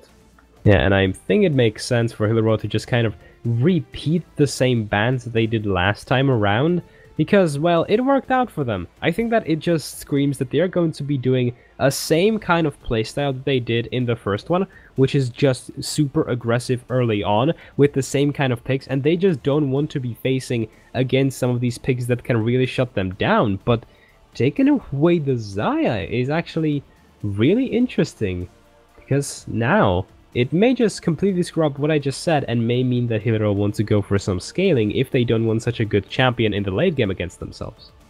Looks like Hydra doesn't want Hidden Shadow to get on anything that has any real hard potential to carry. Kayn being removed, Illusion as well taken away from Knudsen, will mean that once again he might be playing a late game hyper carry, but Kai'Sa now being open could also be the first pick for Hillerød. Kai'Sa is definitely left open. It was a hover ban from Hillerød, so now they are on the blue side. They have the option to pick it first, but it would pretty much set the scene for how the rest of the draft is going to go, which means that they are going to go with something more safe and more useful overall. They don't really have to constrain themselves to a certain playstyle just yet, so they will pick up that Alistar who can go with a lot of different strategies. So, really smart from Hillerød, and it just leaves their flexibility open. We mentioned it briefly in the first draft, but that's their biggest strength. You never know what Van is going to pick against you, but Hydra, Is it gonna be another Sejuani top? We'll have to see. Talking about the Alistar though, Tauber on the Leona last game, the engaged support really worked out well for him. He has been able to set up so many team fights. Now on the Alistar, will also have that opportunity, and Hydra, they're just going back to the same thing. These champions don't have to be in the same lanes as last game, but since they are picking them as well, I don't really expect too much to change. Zoe though, coming in from Hillerød, going into the mid lane, I would assume, for Shiv. Interesting. So we'll have to see how Hydra decides to pick the rest of their lineup. If it is still the same thing, I am going to have a lot of problems with it, as the bans were really similar. Maybe they realize that they are not going to be playing against Mini, so they want to try that again if they're not going to have such a gank-heavy jungler against them. But it doesn't matter if you don't have a gank-heavy jungler against you, if you have Ezreal and Alistar bot lane, where Alistar is just going to be away from not the keyboard, but the bot lane, and doing the same thing as Mini did, and even better, because he now will have Hidden Shadow to roam around with. So already we're looking for a really strong setup for Hillerød. Yeah, Ezreal is a safe pick. He can stay in the lane 1 versus 2, no problem. Hydra would really have to pick an aggressive support, so I'm looking for Hillerød to probably roll. They could also be aiming to restrict jungle, unless Hydra now decides that they want to put the Sejuani in the jungle. I guess that is one of the advantages that this pick gives them, since right now you don't really know, is it back in the top lane, will it go into the jungle, but the Braum seems to be the ban coming in from Hillerød. And I am really unsure about this Gragas ban, because it really does not collide with... Well, it clashes a lot with the champion pool of Hidden Shadow, and I do not think that it's Apostle Pavel's some really insane pick, Gragas in the top lane, so I think that may be a bit of a wasted ban. I am not sure, but we'll see how the rest of the draft goes. Aurelia being taken away. Apostle Pavel really played a huge role in the last game, where he just got ahead single-handedly. So, makes sense that they don't want that strong laner against themselves, especially if the Sejuani is still going to be in the top lane. Now Hydra, thinking about their pick, they could be picking a jungler or support. They could also be picking up top lane and just putting Sejuani back in her place. It will be the Ornn, and this draft is eerily similar to the last game. It really is, and I don't like it. I have to say, I do think that Hydra are again underestimating the power that Hillerød have in the early game. They have a lot of damage. They're going to have winning lanes, especially if you're going to put something like that Xin Zhao in, who can bully out whoever is against him from this lineup that Hydra have, at least right now, unless their last pick is a jungler and you force Ornn into a support role. Xin Zhao is going to have a terrifyingly easy time in the jungle, so I am really not sure if Hydra decided that they're just going to play maybe differently, maybe try to initiate less fights in the early game, but if they don't initiate them, they're going to slowly whittle away, because that's what Hillerød are going to be doing themselves. Hillerød, look at that composition. The mid-game poke damage, the engage potential from this team is terrifying to play against. They are going to be so strong in the mid-game, especially if Hidden Shadow finds some early advantages. That Hydra, they better have something prepared, and that is a Malphite. I'm not even going to try and guess where anyone is going. I'm pretty sure Kai'Sa is AD carry, pretty sure Galio is mid lane. Malphite most likely support, yeah.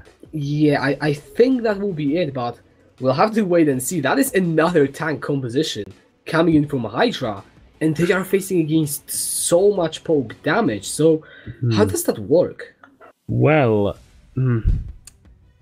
I really am not sure about this composition of Hydra, because it is really... It's the same thing that they played in the last one. The difference in Hillerød's lineup compared to the last one is that they don't really have a good way to deal with those tanks. So Hydra are going to be better off, at least in the late game.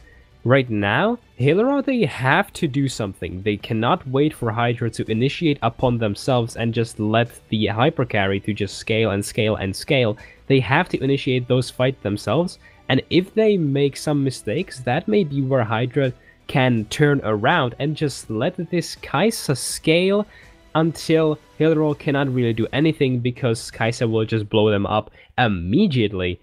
But again, it's going to be all about the early game and how Hydra managed to play it, because Hillerød have much more aggressive composition this time around. I have to say though, Hydra this time actually have the late game, with which once these tanks get their items, the poke from Hillerød will be mitigated quite significantly. Definitely. Strong composition, especially if they get ahead. But if you think about Xin Zhao, he really isn't that great in the late game. Zoe against so many tanks also isn't really going to find that one shot she wants so much easily. So Hillerød, they need to get early, and good for them that they have a composition that is actually designed to just go full ham in the early game and end the game by 21 minutes. It really is, and it especially is good for Hillerød because it allows Hidden Shadow to go wherever he pleases. He will have a lot of damage in the top lane, presuming that it's going to be Sejuani in the top lane. He can also go mid lane where he will have some relatively unreliable CC from Zoe, but it can still go down, and he will have a lot of safe picks from the Alistar in the bot lane. So Hydra really don't know where Hidden Shadow is going to be planning to go, but there is also the possibility of him being unlocked, as he will have a lot of winning lanes to just invade Ornn in the jungle and just take away so many camps of his and just try to kill him 1v1, as Mini was unable to do so because he was relatively far behind, as he paid a lot of attention to the lanes. Alright, so right now, with all those tanks for the side of Hydra, we weren't really sure who is going where. And as the teams are going through the same draft in the client and we have more time to talk about the game, it does look like it's Malphite top lane, Ornn jungle, Galio mid lane, which does leave Sejuani to go into the support position. And it sounds like one of the picks I would come up with, and I have to admit I did try it, but I mean, I'm just going to see how Joker can pull it off in a game like that. See, I actually think it is better.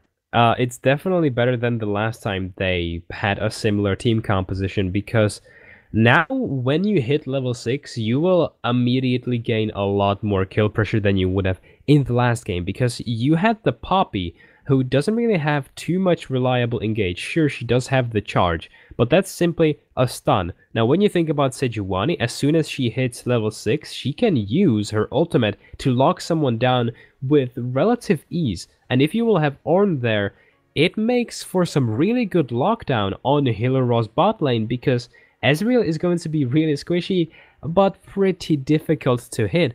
But it's still not impossible for Hydra to do something around that bot lane. But again, it leaves top lane vulnerable. And that is where Jace can really get ahead, because Jace is even more terrifying to play against than Aurelia, especially if you're a tank. And, well, it's going to play eerily similarly to the last game, except with Hydra having more pick potential in the bot lane. And we are going to once again have to pay attention to the junglers. Will Hidden Shadow on that Xin Zhao decide to play as aggressively or maybe even more than Mini? Because let's be honest, Xin Zhao is such a better duelist than Gragas. He can just go into the jungle and be like, alright, this is now my jungle. I will take what I want and you cannot stop me. He can gank any lane he wants if he plays it well and if Hydra aren't careful enough. So my eyes are on Hillerød, how they play around Hidden Shadow, how he decides to use the pressure that the matchup gives him to translate that into some real advantages and just get his team the 2-0 win. Certainly, and I do believe that he is going to be sitting around either top lane or bot lane mostly, because that is where a lot of his pressure is going to be coming from.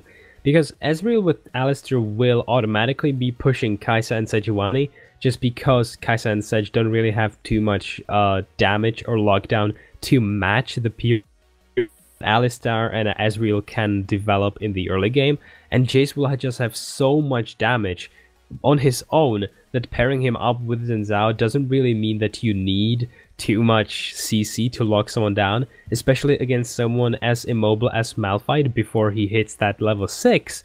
So Xin Zhao will definitely look to get his lanes ahead. However, he's going to also be looking to get himself ahead and just pair up with these lanes and invade. And if it goes through, it should be a definitely quick game. If it stalls on long enough for Kai'Sa to hit her items, it's all of a sudden going to become a ticking time bomb for Hillerød, just because Kai'Sa will come online and you cannot deal with her. You do not have sufficient frontline to do that. You're going to just completely fall apart. So that is the conditions that Hillerød have to meet if they want to get the win tonight. I'm also looking at Apostle Pavel, because Jace, he's a very strong laner, but if he gets ahead, he can be in that side lane, and even though Braveheart, he's a Malphite, he will have a lot of armor. If Apostle Pavel gets ahead enough, I am pretty sure he can stall that status quo in the side lane where he just dominates Braveheart until maybe 30th or even 35th minute.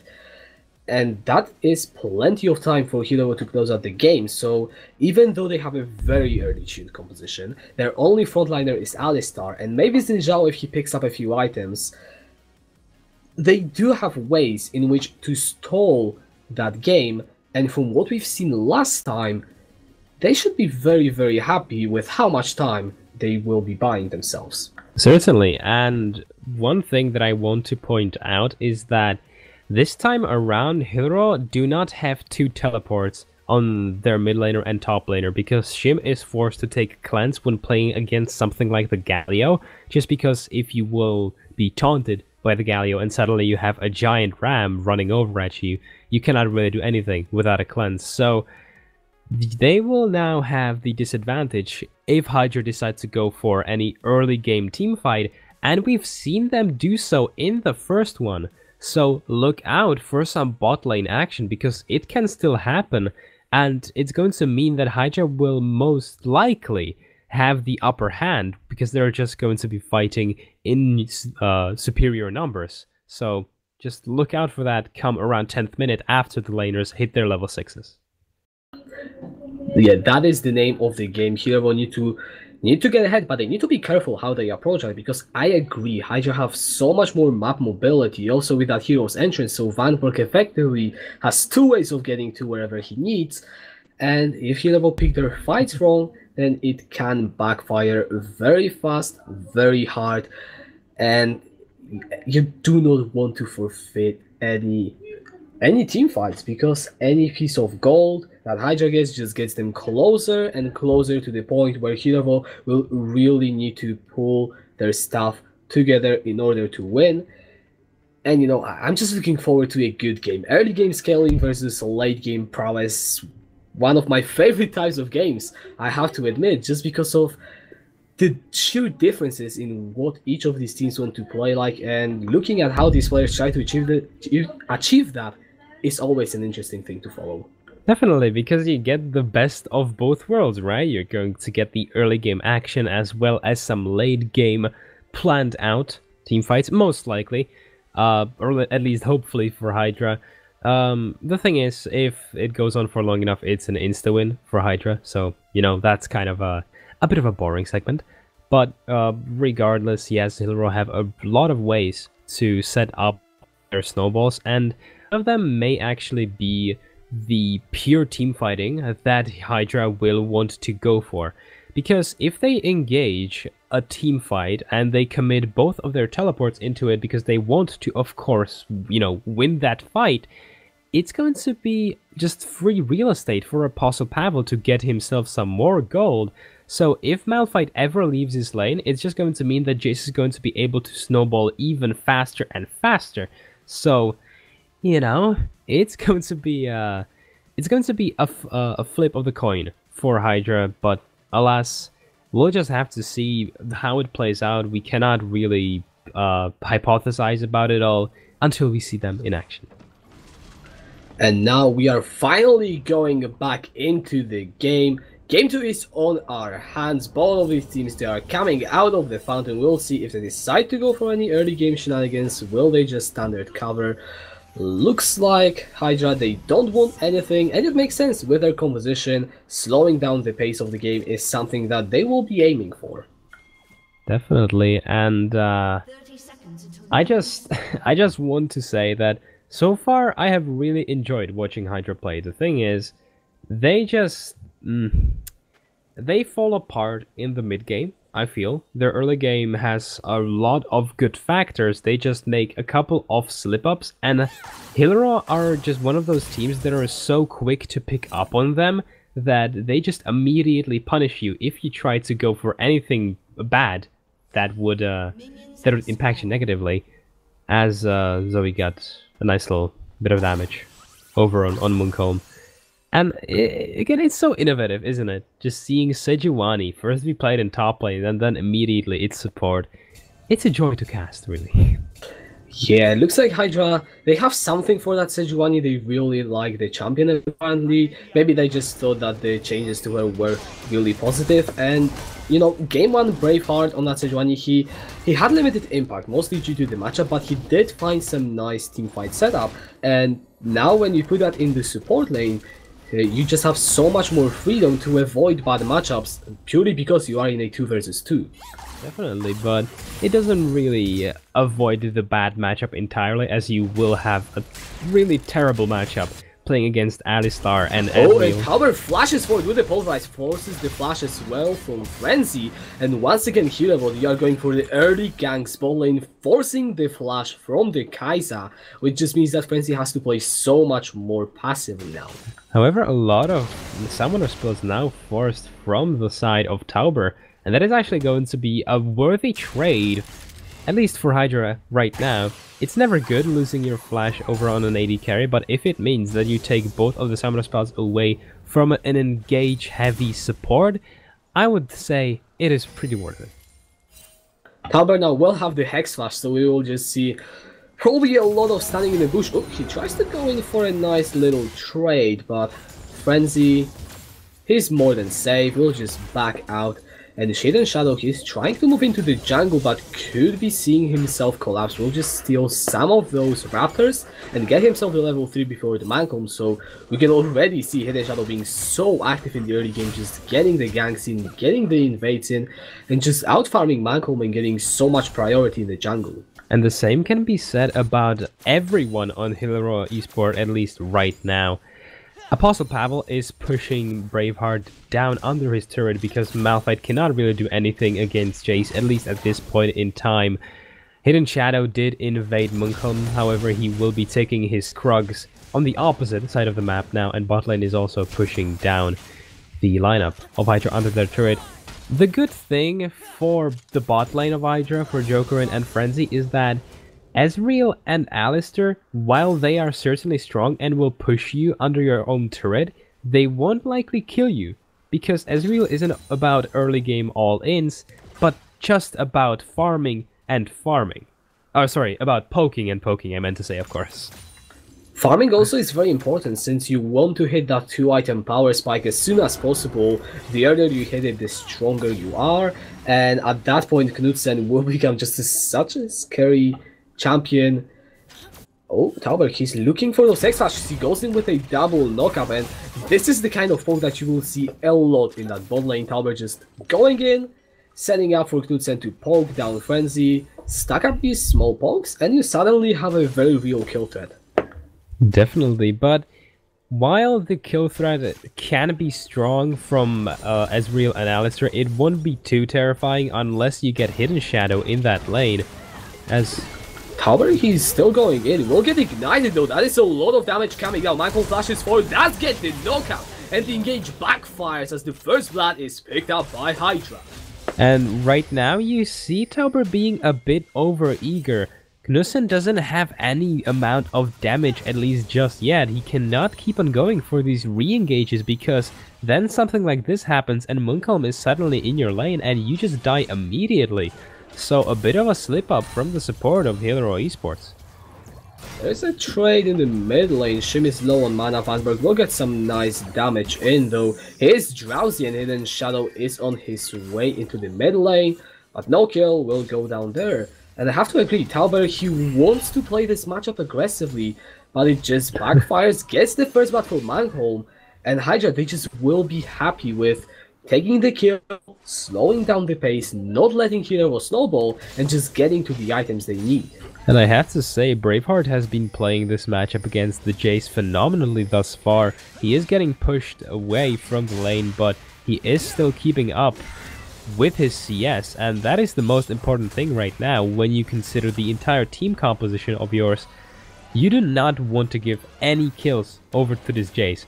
Now again, Hidden Shadow hasn't come to top lane, but that is also partly because Braveheart has just been farming under his own turret. So a mixture of a lot of factors, but Braveheart isn't giving any lead away to Hillerød, and that is really important right now. So we have to look at the Kleptomancy from Apostle Pavel, which right now isn't amounting to any great lead, but over time, even if no kill is found, there will be a gold lead. Right now they are actually even on CS, the top laners, but the Jace is sitting at just over 100 gold. If this keeps going, then we could be seeing some actual significant lead develop in the top lane, and this is one of the passive ignition points that Hillerød could find, but right now they could be looking for something active, as in the jungle, Hidden Shadow and Malcolm are fighting. The Ornn is running very low. Vanberg will eat the Sleepy Travel level for his teammate, and here goes Braveheart with the Unstoppable Force. Does not find the knockup on the Hidden Shadow, but he's very much on the wrong side of the map. You cannot hide from the Hydra, and he will fall in just some time as Vanberg picks up the kill with the Winds of War, the second one for Hydra. And it feels like Hillerød are doing some mistakes themselves this time around. It isn't the clean game that we were used to seeing them in the first one. I think that they do start to feel the pressure right now, because they have to do something. In the first one, they weren't nervous about anything because they still had the guarantee in late game. Now they are forced to do something, and I think you can see the beads of sweat starting to form on their foreheads because, well, the early engages aren't really going to their just yet. Then again, not all players on Hillerød have hit their level 6s, so it may be a bit expected, at least right now, except for top. Jace should have definitely won it. Yeah, Apostle Pavel though is finding a healthy CS lead, so we can't complain that much. Braveheart is finding himself pushing in, but the problem is when you are pushing in as a tank against something like a Jace, you can't really CS properly, because if you go in you will just get poked out. So Apostle Pavel doing a great job of controlling that wave will get himself actually a very significant CS lead. He is currently sitting on about 20 creeps ahead of his counterpart, Braveheart. That is a big minion wave, so as soon as it reaches Braveheart's turret, he is going to be able to pick them up relatively easily.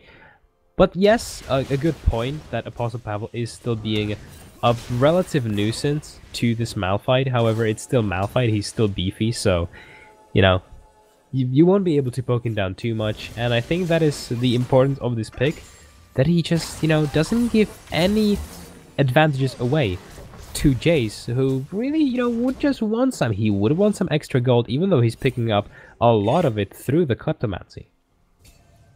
Yeah, now he's going in for trade onto Braveheart. That is a lot of damage. Will essentially back off now. Bot side, Malcolm might be in a bit of a trouble. The Sleepy Child Bubble will zone his escape. The heal is coming through, but he will not get out as Hidden Shadow gets the kill. And really important that Hillerød are starting to do something all over, around the map. Sorry. The Drake will likely be going down in just a few seconds, and the teams just rotate back to their respective lanes. Drake picked up.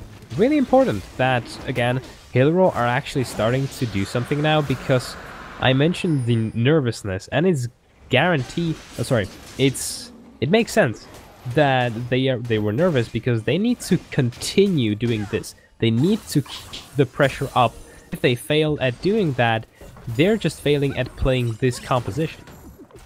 What I love about Hillerød, it's something that even the previous lineup was really good at, is even one kill gets them so far ahead, but I will have to hold on to that point as we are seeing a fight in the bot side. A double knockup with the hero's entrance will land in for Vanberg. The Ornn Horn does not connect onto tower, and looks like everyone disengages and no kills are going down. And a bit of an early flash from Munkholm. I suppose he was scared, maybe he didn't anticipate Vanborg's hero's entrance that early in. A bit of a miscommunication, they could have had continued that fight as Frenzy was just entering the lane, but regardless, both teams disengage. However, Hillerød are starting to sit at a really big gold lead. Maybe we were expecting a bigger one, but 2000 is still big at 10 minutes in. And it's mostly sitting on Jace, and Jace, however, also on Hidden Shadow, who is currently 30 CS ahead of Munkholm. And that is impressive how Hillerød can turn one kill into that much of a lead, though when you look at where it actually comes from, it's mostly the CS leads, which are important, but you also have double Kleptomancy on the side of Hillerød, which will always make it seem as if they have more gold than they, as if they have earned more gold from the kills, but we could be seeing a fight in the top lane. Hidden Shadow goes on to Munkholm, and the Ornn tries to get away, but that is a lot of damage, and Hidden Shadow already gets the kill, the redemption as well, just for the support. And in the mid lane, Hydra, they are trying to answer back. Cleanse already used by Shim. Ooh, the Glacial Prison will be whiffed by Jokren, and now the engage might be on them as Hidden Shadow is making his way down. The Sleepy Travel level does not connect. Talbot is in the mid lane. The Pulverize will be just blown. Quite not enough in range for the headbutt. Braveheart is there, the Unstoppable Force finds knock up only onto the Alistar, and the Crescent Guard gets all of the Hydra members out. Vanborg gets knocked away, and no kills are going to Eeps. And that was just such a good disengage from Hillerød Esport. They pretty much did everything perfectly that they needed to do. Tauber coming up clutch in the end and knocking Vanborg away, which would have had continued the fight. And in the end, it just meant that all of the players from Hillerød could disengage and could go back with that gold lead that they have once again accumulated over the course of the past minute. And once again, we're slowly starting to see Hillerød slip away from the grasp of Hydra, as they will be hitting their power spikes shortly. Ezreal has finished that mana immune, and while that isn't the biggest spike, when you look at Zoe, she's now going to start dealing a lot of damage, and if she ever hits her Sleepy Trouble on someone like Frenzy, you have to start feeling worried for them, because the one shot is incoming. Definitely is. Apostle Pavel in the top lane as well. Finish the Blade of the Ruined King will help him a lot dealing with Braveheart's Malphite. And right now we are just looking at Hillerød to use the advantage. They already had nearly 3000 goldie to force something more. Talbot looked like he wanted to jump onto Frenzy, but the supercharge will get him away. And we are now just going into that state where Hydra, they want to just wait it out, and Hillerød, they are waiting for the perfect opportunity to strike. And the Rift Herald is currently sitting up and healthy, so there may be an upcoming fight around that Baron pit. We will have to see in a short bit. Looks like they're already engaged. Jokren might get cut out, but here goes the hero's entrance. That is a lot of damage coming in from Hidden Shadow. He does get the kill in the end. Vanborg finds his knockup, but he's in a 1 versus 3 situation. Frenzy comes up to help, but it is just too late. And Hillerød get away with a free kill. And yet another one going into the pockets of Hidden Shadow. They and could be looking for more. The paddle star will be deleting Frenzy. Hidden Shadow goes in, gets the kill. Vanborg forward with it on, gets the return kill onto Tower. All of the Forge Ghost finds its knockup onto Hidden Shadow. It will be a shutdown, and Hydra strike back with 2 kills. Knudsen, you're out of position, mate. That is half health already gone from the Ezreal. Kill has to be committed. A double tone coming in from Vanborg, flash away, and the double kill from Knudsen with the ultimate. And Hillerød in the end get on the top of this fight. I cannot believe that Hillerød managed to turn that fight around after Knudsen got caught out. Well, not caught out. He planned it. However, it was still such a bad position, but Vanborg and Munkholm didn't have enough damage just yet. And, well, just yet. They didn't have the damage, sorry. And in the end, they got the good end of the trade, which means that Knudsen will be able to afford some composite items. He has picked up the Sheen, which could be both the Triforce or the Armor's Gauntlet. I believe it makes sense to go just for Triforce, at least right now, if you want the better mid-game spike. So that might be something that he's building up to. And a nice little trade for Hillerød once again, extending their fingers on that gold lead even further. It will be 4,000 now. The Infernal Drake is the next objective. The Skywalker will be stolen away by Hidden Shadow. Nicely done here. Shim is looking for the poke here, but they want to contest this dragon aggressively. And Hydra, they really cannot contest unless they decide to engage right now. That will be a second Infernal going in for Hillerød, and denying that from a scaling team composition is just huge. But right now, Tauber, he is trying to go in. Michael flashes away. The standard will not connect. Tauber has to commit his flash. Slight little mistake there, but he will still get the dragon. They are looking for Mortal. Cleanse has to be forced from Shim as the Glacial Prison connects onto him. Predator has been poked by Michael. No Ornhorn though. And here goes the knockup from the Braveheart. Forces the stopwatch. Tauber gets knocked up, and so does the Zoe. Shim gets shut down. Braveheart getting the kill. Possible to just hammer away on that top lane, getting the first turret. And Shim just overextended there. There is no real way to put it differently. He went with the portal over the wall, and Braveheart, he knew where the Zoe was going to come up once again. He just ulted there, and there was nothing that the poor ancient being could do. In the end, a nice fight, heading over to the side of Hydra. But what I mentioned in the draft phase, which was that while Hillerød don't have the teleports to match the other map aggression, the aggression of Hydra on the other side of the map, Apostle Pavel could just split push instead, and that's exactly what happened, and he took 2 turrets as a result. He might be getting chased down here, but he will get tagged by the Call of the Forge God. Slightly questionable there from Malcolm. I personally don't believe there was any significant chance of finding that pig. Will force the cooldown, and now as Hillerød, they are looking to close onto that Rift Herald. It will be unavailable for Hydra. Well, it will be unavailable. If they do decide to just kill it completely, it's going down pretty fast, as, well, any Rift Herald does. And the entire map for Hillerød is actually looking really, really solid. They have picked up 2 turrets and haven't lost a single one yet. And it just tells you how much control they are able to just express around this map, even with many different compositions that they have practiced in the past. And now they have got the Rift Herald, they've got the 4,500 gold, and they might get Vanberg in the mid lane. The Taunt connects onto Tauber, and the Sleepy Child Bubble will not, so looks like the Chicken Galio makes it out. It's Birdio, okay? It's not a chicken, it's a bird. Well, chicken is a type of bird, right? Yes, but how dare you assume his species, or well, not species, his kind. His kin. Yes, how dare you? Okay, regardless, there's a lot of bird champions, but right now Galio isn't having too much trouble. He has finished that Hextech Proto build. However, it will take him some time to reach that tanky level that the entire lineup of Hydra really need right now. They need those items as soon as they can, and Apostle Pavel is... He's just looking to one-shot Frenzy right now. Kill already committed. Oh, and the stun from the Glacial Prison will secure the shutdown. Joker coming in clutch, saving his AD carry. Casting my look across the map though, Munkholm, he's running into the wrong side of the map. Might be in a lot of trouble as the Herald. It's summoned in the mid lane, so Hillerød, they might lose their top lane, but they are answering back with a mid lane turret and will be looking to continue the siege. And it was greedy from Apostle Pavel, but in the end, Hillerød Esport are capable of Tauber finding... does find a double knockup. Joker already is slain. Tauber gets the stand onto Vanberg, who charges his taunt, but a double kill for Shim going in. Braveheart very much in the wrong position. A triple kill for this Zoe. 3-1 and 4, and they will be looking to break open the base at 90 minutes in the game. That should definitely be the inhibitor right now, unless Ornn can stop them. Oh, Tauber goes in onto Frenzy. He gets deleted by Hidden Shadow.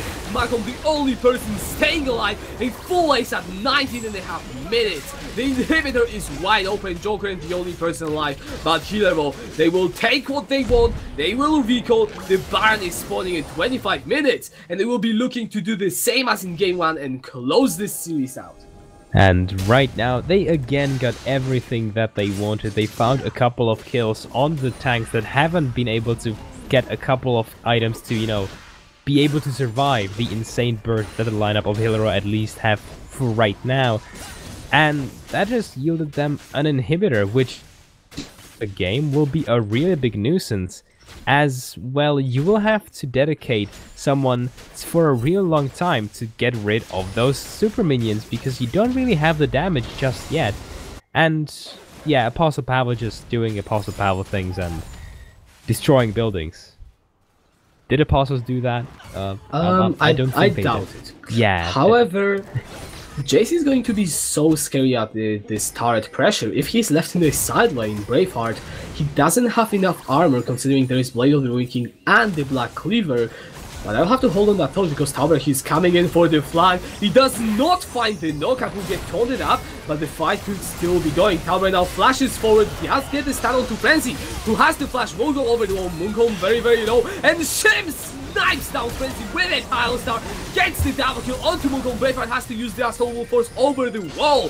They slip onto Joker, and he is very low, left for that triple kill for Shim Zoe. 6th kill of the game, flash away from Vanberg. Shim is looking for more though. He does pick up the flash, will be looking for the kills. Goes for the godlike, the unofficial quadra kill, and he gets the unofficial penta. 21 minutes into the game, a full ace, no Baron required. Joker has disconnected, and Hillerød, they are looking for the Nexus. They will find it with the FF from Hydra, a 2-0 win in the Division 1. And that was just beautiful from Hillerød. They executed that composition perfectly. Now, they did play into a team comp that really allowed them to just be unmatched in the terms of early game damage, but regardless, it was really, really well played from Hillerød. As soon as they got their early power spikes in the form of Luden's Echo on Zoe, in the form of Manamune on Gnussen, and Hidden Shadow just being able to completely wipe the ground with Munkholm, it was just impossible for Hydra to try and do anything in this game, and a really, really dominant performance from Hillerød Esport. And that is the performance you want to see. This roster has been upgraded from the last one with the intention of competing in such leagues as the LCD and getting a confident 2-0 in the Wintersplit is a good sign. Anything less than that, I think, and you would be worried, but Hillerød just coming in very strong into this match, getting the 2-0, both games under 25 minutes, I believe. Maybe the first one might have been slightly longer than that, but the second one definitely 21.5 minutes, all it took to just dismantle Hydra in this game. And I think that if there were any other game out there that was supposed to prove that the first week of the first half of the Wintersplit for Hillerød Esport was a flop, then this was the series. They destroyed absolutely the players that managed to take any games away from them, and in a really convincing fashion. So it really just tells you once again that Hillerød are one of the most dominant teams in Division 1, and I think that will continue to be so for the entire remainder of Division 1.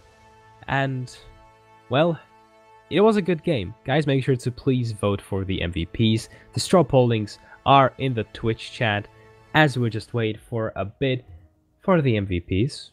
I think that we can say that every player played really well. But I think that I have praised Hillerød a lot. I think that Hydra have also shown some premise. They have shown us that they have a clear understanding of what they want to do. It's just that the playstyle that they chose completely was counteracted by Hillerød's playstyle. So against other teams, it may work. I'm looking forward to seeing Hydra play against other teams, because let's not forget the whole second half is a single round robin, best of 3. Hydra have no longer have to play Hillerød, and after what they have shown today, I am confident that they will be looking very strong against all the other teams in Division 1. Oh yeah, definitely. Now, the problem Hydra are going to face is versatility, and this is clear when you see them play one composition in one game, get completely destroyed, and then they opt for the same composition. And I do not think that it was because they believed that they were capable of doing something differently, because it played out really in the same way. and in the same breath as the first one. I believe that it is because they are only really capable of relying on Frenzy as an AD carry, so they will have to try to expand on their roster. So, yeah, it was a clear showing who was the better team tonight, but again, I believe that Hydra do have the premise. They have the individual skill that the players need to be able to do great things, and at this point, they just have to polish this foundation and, you know, actually get some more strategies in, because if they plan to play the entire Division 1 with one strategy, they're going to get absolutely wrecked. To say the least. Yes. Well, let's take a look at the MVPs. I feel like for Hillerød there is a clear favorite in Hidden Shadow. The bars actually don't look that great, but I don't think we have ever seen actually 23 people vote. So that is a clear lead for the jungler in Game 2 for the Hillerød. Mini, Shim and Knudsen all tied for the second.